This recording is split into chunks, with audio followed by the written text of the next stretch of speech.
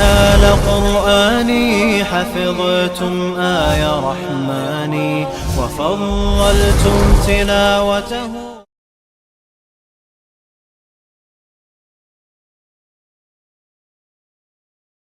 Simple as that.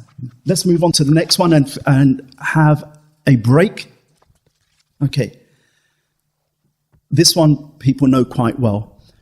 فَهُمُ الَّذِينَ أَخْلَصُوا. So that was the first one, the station of spiritual ambition or aspiration. Aspire to be people of beauty and people of excellence and people of good intention. Station of sincerity, ikhlas. فَهُمُ الَّذِينَ أَخْلَصُوا فِي مَشْيِهِمْ مُتَشَرِّعِينَ بِالشَّرْعَةِ الْإِيمَانِ. Those who journey with the utmost sincerity, following the legislation by which faith is measured. Two things here. Those who journey with ikhlas, sincerity, following the legislation by which faith is measured. If I say, oh, I'm really sincere to Allah, but I choose not to pray or fast, then actually my ikhlas is a lie. My sincerity is a lie. If I say, I love Allah, but I don't fast the obligatory fast in Ramadan, even though I'm well enough to fast, then my claim to love Allah or love Allah really deeply is a lie. I mean, I can't say there is no love at all, because you can have love and sins at the same time. It's just a little love, not much love. It's not the kind of love that Allah is really pleased with. Okay? So two things there. Sincerity and making sure that our actions conform to revelation, to conform to the Sharia. As regards sincerity, if I stand up, will it get me? Okay, sorry about this. I have a habit of...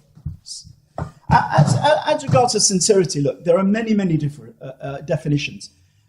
Spiritual definitions aren't like fiqhi, legal definitions, which are really kind of watertight. Spiritual definitions are more getting to the spirit of things. But we do have spiritual definitions by the great classical scholars. So one of the ways they define sincerity to help the seeker along, okay,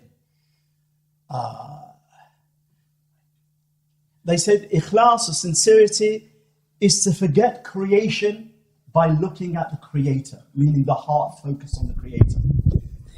Sincerity is to forget creation by the heart gazing at the Creator. Imagine we're praying, okay? And, and we know people are watching us. Maybe we start beautifying our prayers for people. Maybe I start giving extra charity because people think, oh, mashallah, for Aaaliyah, he gave 20 quid. Wow, mashallah. Right? And I think, oh, I like that feeling. That felt really good. I got a buzz there. Next time in the mosque, I think, in that place I gave 20 quid and they will pat me on the back. Yeah, I'll give 30 quid. And they don't ask money. Abu Aaaliyah. So and then I like it. It feels good. Okay?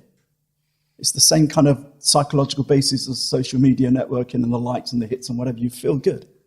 Right? No. But if no one was around, if I was praying and I know no one knows this mosque. So no one's going to come in there, not even a muaddin. I am the muaddin, I am the imam, I am the only whatever. Who am I going to show off to? So when we have ghaybatul, not to see people, people are absent, so to speak. The heart doesn't see anyone, but it just focuses on Allah. How can it ever show off? Be the opposite of ikhlas, sincerity. Here is showing off insincerity. Another way they said, and this is the way I'm going to leave you with, tajreedul qalb, okay, lillah. Okay, stripping the heart for the sake of Allah. Peeling away the false motives. Peeling away the false motives, bit by bit by bit, so that what is left is the act of worship is purely for Allah. Okay? Tajreedul qalb lillah. And the minimum tajreedul qalb is that I have to intend the act of worship, whatever it might be, for the pleasure of Allah. Seeking His face, seeking His good pleasure, seeking His acceptance for Allah. I have to kind of have that kind of formulated intention. at a deeper level, I actually need to see how true those motives are. And am I mixing that motive of for Allah, lillah, with anything else? So if you're weak-hearted like myself, then you'll have the same problem I have, which is that if I do a talk and I know I'm going to get paid for it, half my intention is like, oh, mashallah, I'm going to get paid. Is it halal? The pay is probably halal, right? But the issue isn't, that's a superficial thing, is it halal or not? The question to ask is, what has it done for my motives? Now, of course, if you're like me, we can just say, oh, everything I do is for Allah. Right? I got married for Allah. I did this for Allah. I came here for Allah. I did for Allah. Everything for Allah, right? And yet the Sahaba radiallahu anhum ajma'een, Abdurrahman ibn Abi Layla, Sahih Bukhari, said, I met 30 of the companions of Muhammad sallallahu alayhi wa sallam, and all of them feared nifaq for themselves, hypocrisy for themselves. None of them said that their iman is like the iman of the angel Gabriel. And then Ibn Hajar, one of the famous commentators on Sahih Bukhari, says, and Ibn Abi Layla, what of these 30 Sahaba that he met? Just in case you might have thought, well, there are 113,000 or 124,000 Sahaba. Maybe you met one of those, only saw the Prophet for 2 or 3 seconds or whatever. Ibn Hajar says he met Abdullah ibn Umar, Abdullah ibn Abbas, Abdullah ibn Amr ibn al-As, Abdullah ibn Zubayr. He met 2 of the mothers of the believers. Okay, out of the 30, he's got about 10 major Sahaba. And all of them feared hypocrisy from themselves. They didn't really feel that they were so sincere. And somehow, we, not the Sahaba, it's like, Aaaliyah, well, who did you get married for? For Allah, of course. I'm married for the sake of Allah. Really? MashaAllah. What are you doing? What's the reason for your talk? Oh, it's purely for Allah. For Allah. It rolls off our tongue. And yet, Imam al-Dhahabi rahmatullah alayh, in the Siyar Alam, when he's talking about the biographies of some of the great tabi'un, they asked Sa'id ibn Jubayr, your knowledge, for who? He said, li nafsi, for my own self. And they asked Tawus, for who? He said, li nafsi, for myself. And they asked Mujahid, for who? He said, li nas, for people. These were major tabi'un of great piety and imamship. But they didn't feel that they could say it lillah, for Allah. Inshallah, it was for Allah. The Ummah has testified that they are righteous and pious and not hypocrites or anything like that. But they themselves didn't feel that. But I do everything for Allah, right? Hopefully, there's a hope. Ya Allah, please, 1%. So, inshallah, I would like to say take a break for Allah, but it really is for us because it's going to be coffee and tea and prayer and everything like that. وآخر دعوانا أن الحمد لله رب العالمين. We'll start with not sincerity, just a quick recap, but just that little point on making sure we are Sharia oriented. So, one of the nice quotes from one of the spiritual masters of Islam, Imam Ibn al-Qayyim rahmatullah alayh, Ibn Qayyim al-Jawziyya, إذا حملت على قلبي هموم الدنيا وأثقالها. He writes this in one of his books called Fawaid. If you burden or overburden the heart with worries and heavy concerns, وتهاونت بأورادها, and neglect its spiritual sustenance, التي هي قوته وحياته, which is its food and sustenance and its vitality and life. كنت كالمسافر, then you're like a traveler, الذي يحمل دابته فوق طاقتها. Then you're like a traveler who overburdens his riding beast with more than it can bear. وَلَا يُوَفِّيهَا عَلَفَهَا, and you don't give that riding beast its sustenance and food and water. فَمَا أَسْرَعُ مَا تَقِفُ بِهِ. How quickly will that riding beast come to a halt, come to a stop? You know, at some point when it's thirsty and hungry and you haven't fed it and it's carrying all your luggage more than you should be loading it with, it's going to give up on the journey. You can kick it, you can do whatever you want. That riding beast, that horse, that donkey isn't going anywhere. Ibn al-Qayyim is likening the heart to a riding beast that is being overburdened with too much dunya concerns. Not concerns which are important, you know, how am I going to pay next week's gas bill or whatever, that's kind of important. But still, it does weigh you down.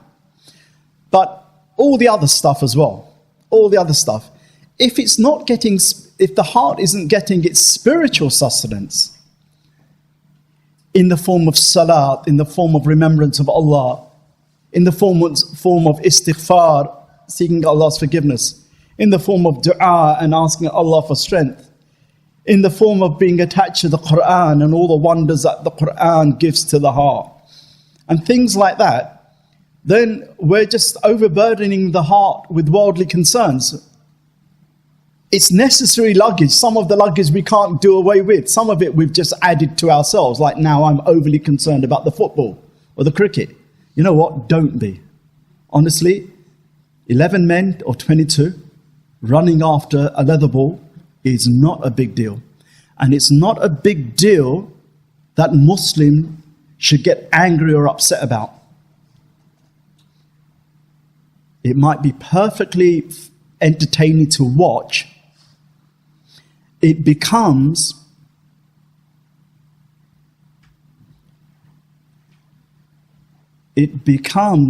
a huge problem, possibly un-Islamic. I'm choosing my words carefully. It becomes problematic, possibly haram, when it induces a culture of the heart becoming so passionate, angry or happy, even against fellow Muslims or fellow Muslim countries or other human beings, just for the sake of it, when the Sharia doesn't allow you to be angry with them for that reason.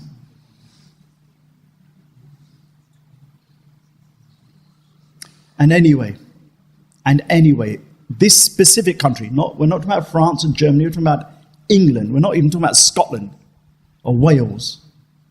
England has a track record, well documented since the late 70s, early 80s. Domestic violence increases at home whenever England play, either a European match or an international match. Generally, there's an assumption there that England lose. They certainly don't get to the finals. Domestic violence has. If you think football is just a game, I don't think anyone here believes it's just a game anymore. We're not talking about you and I going down the local park and kicking a ball around.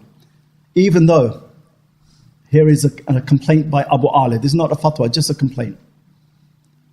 How is it, my brothers? I'm going to use the word you, even though I don't mean you, you and you. And even though I don't mean to exclude me, but you just sounds a little bit more direct. How can you come to me and tell me you've broken your ankle, you've got a calf string muscle pull, and you never got that in jihad? You never got that in jihad fi sabilillah. You even didn't get it defending the weak and the oppressed, but you got it playing football, because the norm for football today is that it is played in a way which there is harm and reciprocating harm. And that is haram. Anyone who plays football with the provision and understanding it is permissible to harm or reciprocate harm, football is haram for them. But if you're just playing football like we used to play in the playground, where you don't do all those sliding tackles and whatever, mashallah. It's a lively way of keeping fit, it's entertaining, and it's certainly skillful. You play it and you harm a Muslim because you know you're going to be tackling in hard and whatever, because it's just the done thing. Fire upon you. You harm someone or get harmed and you haven't done jihad? Inna lillahi wa inna ilayhi raji'un. Astaghfirullah. And you can tell them Abu Aaaliyah said so. And I'm quite happy to discuss proofs with you anytime. But you know what? I suspect if you haven't figured it out so far, you're not people of proofs. Football has become a culture involving a lot of haram. Play it as a sport, fine. Don't do more than that. And don't be obsessed about it. Once you're past the age of 25, 30, honestly, 35 should be the last time where we get distracted by, being interested in, where are England in this thing? Oh, they got to the semi-finals, or let's just say, or whatever team you support, fine. Oh, they're in the finals, I'll watch it, fine. You're passionate, that was good, whatever, but it's over and done with in a second. At the end of it, they won, alhamdulillah. But your joy and sorrow, your wala and bara, is not on this. It's just one of those momentary things. Someone gives you a laddu, a box of chocolates, it's like, mashallah. And you think about it later on, fine, but your whole life doesn't revolve around the box of chocolates.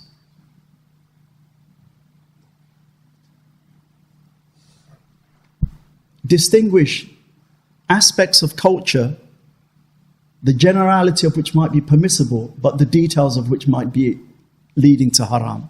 Please. Sisters are not interested in brothers whose only jihad is on the football field.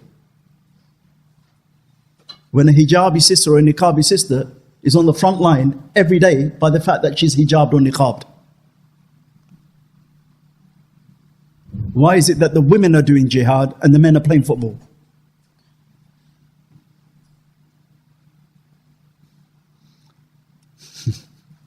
Let's get back to something spiritual. Okay, look, Ibn al-Qayyim is just telling us importance of the heart. Okay, so we can't help overburdening the heart. There are lots of things to worry about in life. Okay, or maybe not but a concern in life. So at least let's compensate, at least to be equal. Okay, even if we're not spiritually growing, but spiritually getting ill, let's not spiritually get ill by giving equal measure to spiritual sustenance to heal the heart and to give it a chance to breathe and to grow. Okay? If we're not going to do anything more than that, let's at least make it equal.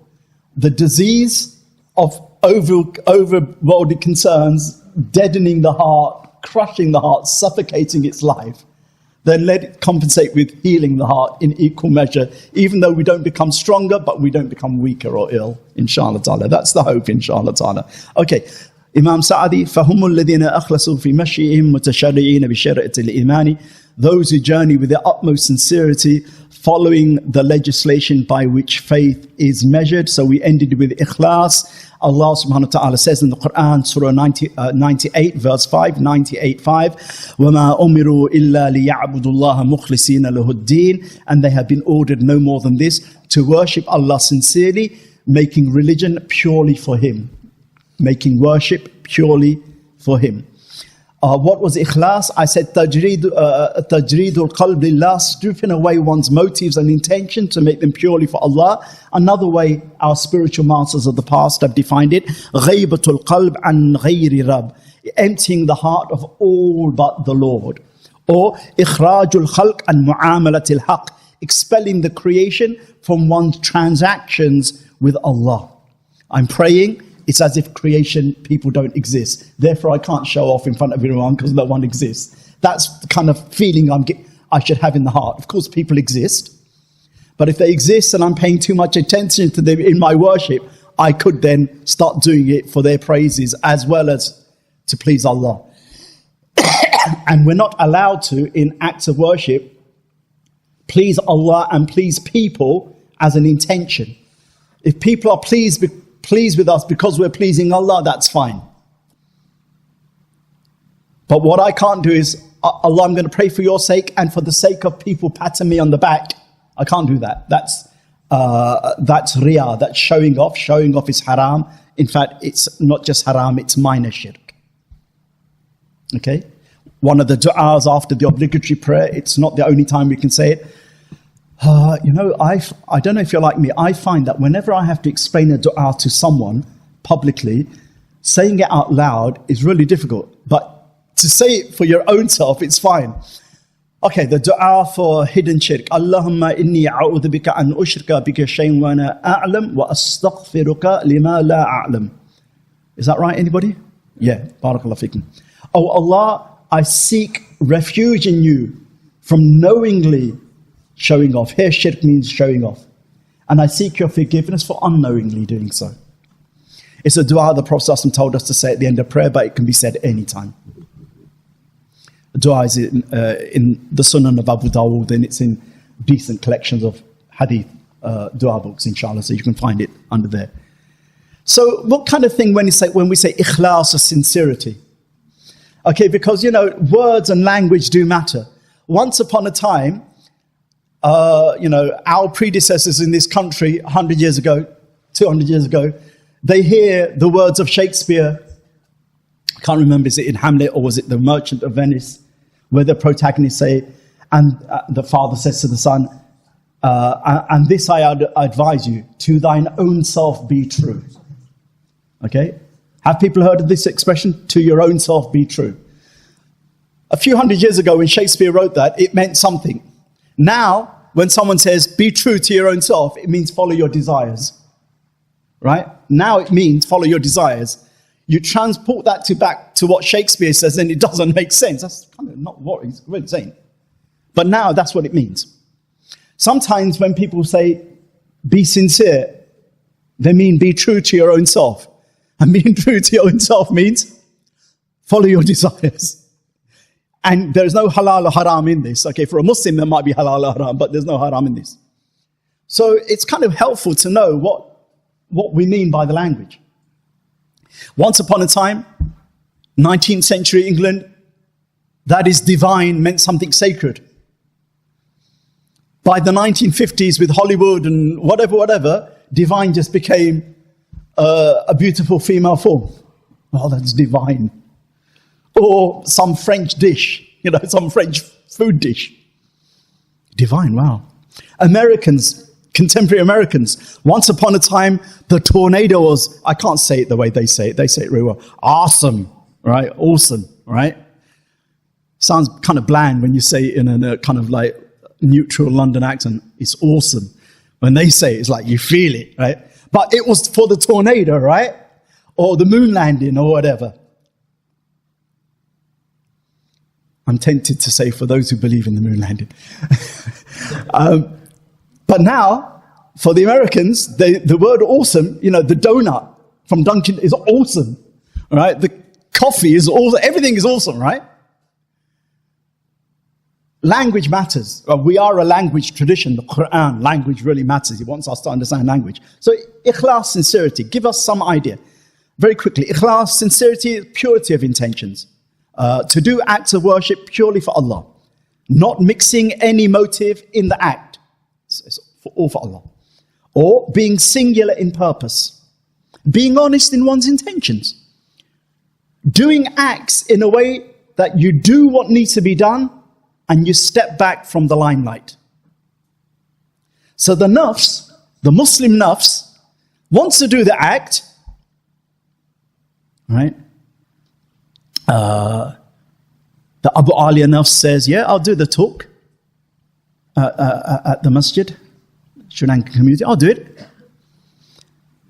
And let's just say it needs to be done because no one's on a spiritual course or whatever, let's just say. The act needs to be done. But the Abu Aaaliyah nafs now wants to be in the limelight. Yeah, just spread it around, on your social media thing. Just say Abu Aaaliyah was fantastic and, whatever, spread it around. No, do the act and we step back in the limelight. You know what? That is such an anti-social thing to say today. brother, do the act and just step back from the limelight. Why? Because the glory should all belong to Allah. Shouldn't it? Shouldn't the glory be all for God? Does anyone else have the right to have glory?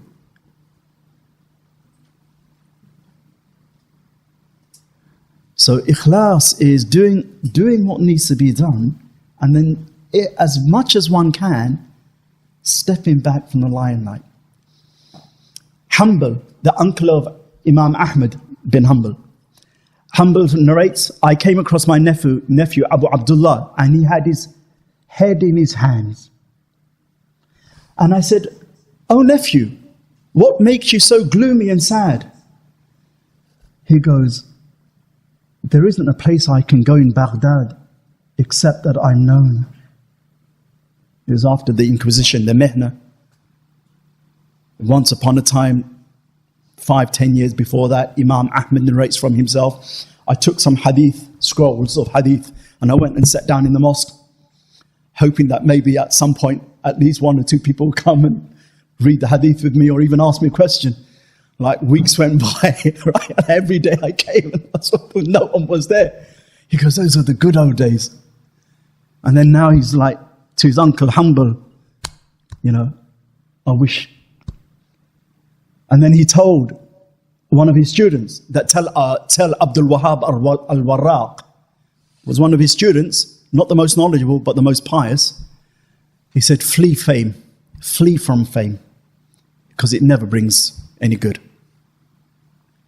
Today, I need you to come to my social media page. Why? You just need to get there. I mean, God forbid if you don't like my page, you're going to make me upset in the morning. And forget about morning du'as. I don't do morning du'as.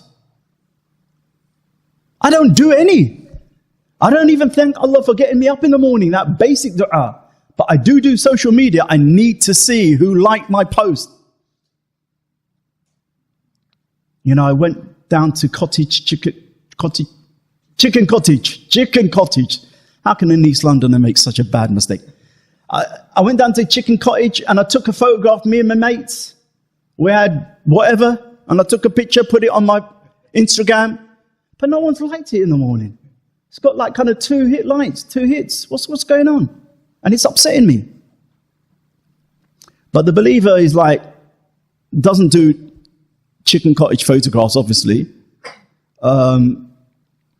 That's not a fatwa, that's just how it is. But they do what Allah wants them to do, and then they step back from the limelight so the glory can be Allah's. Ikhlas. Ikhlas, letting Allah's glory trump self-glory. Ikhlas, shunning hypocrisy, insincerity, and show and seeking attention. Ikhlas, seeking Allah's pleasure and not people's praises. That kind of gives us an idea of ikhlas. It's a really deep word, but it has those kind of connotations. Out of those 9, even 1 or 2 of them will really help us if we just give it a little bit of thought in our day-to-day life. The other point of that was, and doing actions legislated by faith. It's fine, it's important to have ikhlas, but if I don't pray the way the Prophet taught me to pray, I'm not talking about, should I do Rafa' Yadayn or not? Do I put the hands on the chest or the hands below the navel? No, I'm talking about, that as long as my prayer is within one of the well-known fiqh schools and valid mujtahid ijtihads following the Sharia, it needs to be conforming to the Sharia, to qualified scholarship. That's what I mean. Otherwise, if it's sincere, but it's purposely, I decide to go tawaf. I need to do tawaf in my Umrah Hajj.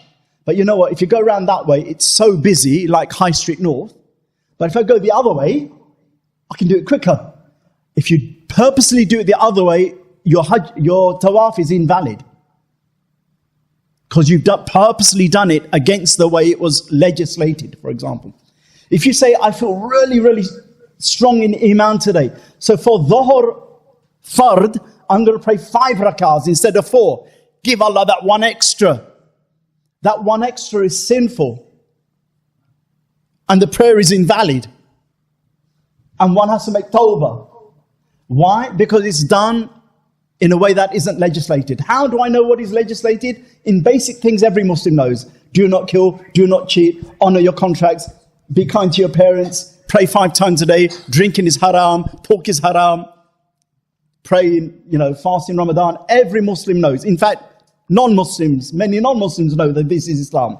The details of it, does the Ventolin spray break my fast or not? Can I have injections when I'm fasting? What happens if in my sajda I only say Subhan Rabbi al-Ala once and not 3 times? The details of that one goes to ask qualified scholars, not knowledgeable brothers. Allah doesn't say that in the Quran. And what on earth does that mean anyway? Although every Muslim, man or woman, will probably know that it's recommended to do it 3 times. Subhana Rabbi al-Azim, Subhana Rabbi al-Ala. 1 time is a must. Can't do less than 1.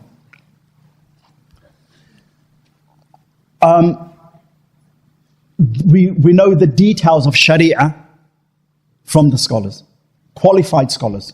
And the qualified scholars didn't start today.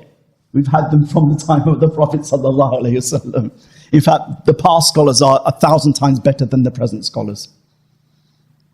And no present day scholar has discovered a new sunnah and Sahih Islam that wasn't around before. In fact, half of the people who say that is the Sahih Islam is actually a bid'ah. You will find that none of the Salaf practiced it.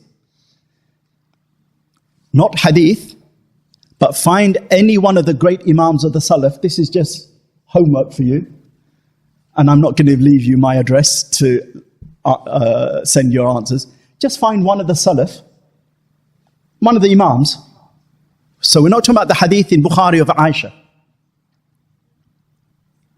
who said the sunnah is, or it's preferable to pray 8 rakah for Tarawih.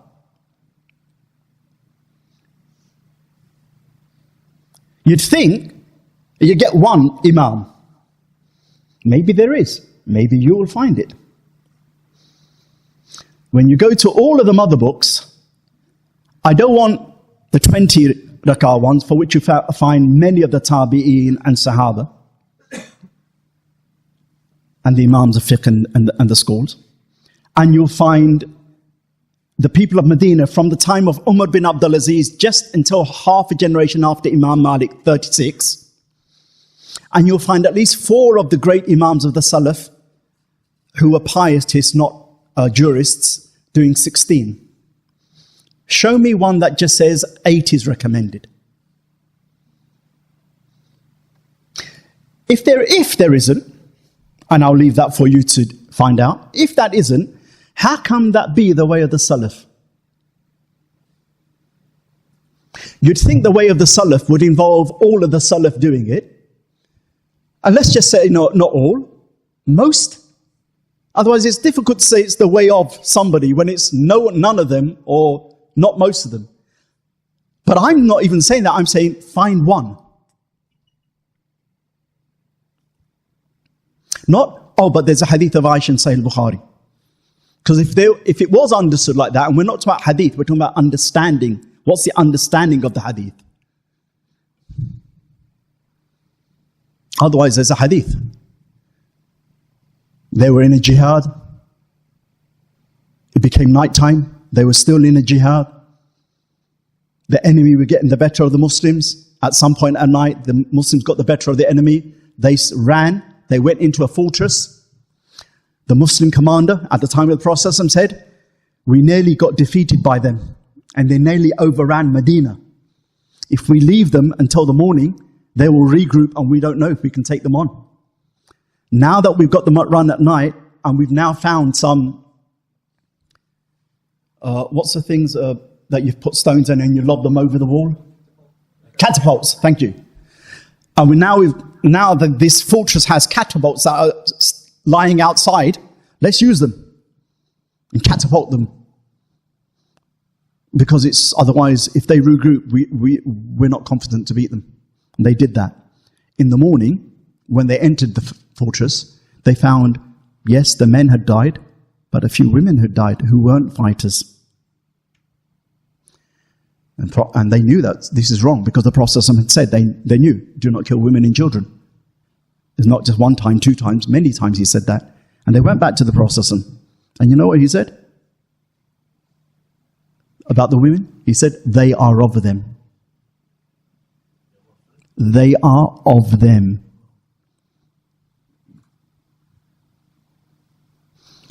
Ya Rasulullah, when we fired indiscriminately, unfortunately, we didn't realize that there were women in that fortress.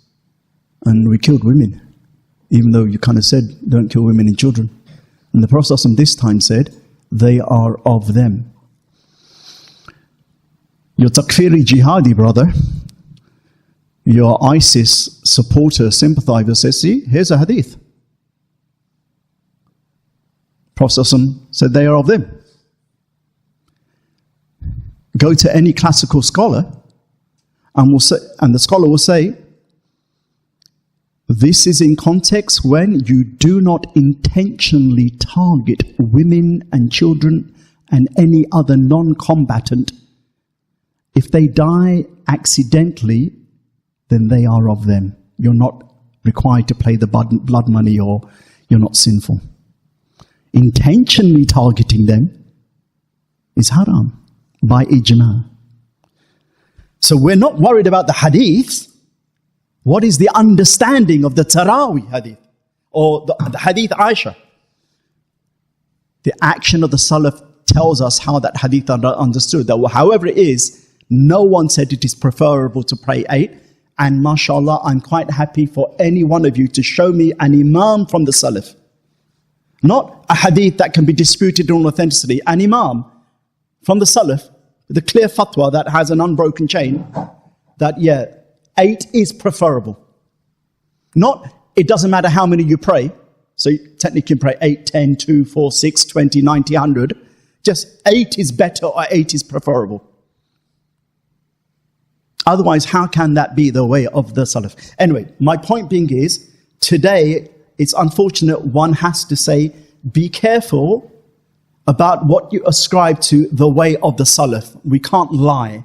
The way of the Salaf is not some contemporary scholars do an act, make a fatwa, and that is what the Salaf are, because they're not the Salaf.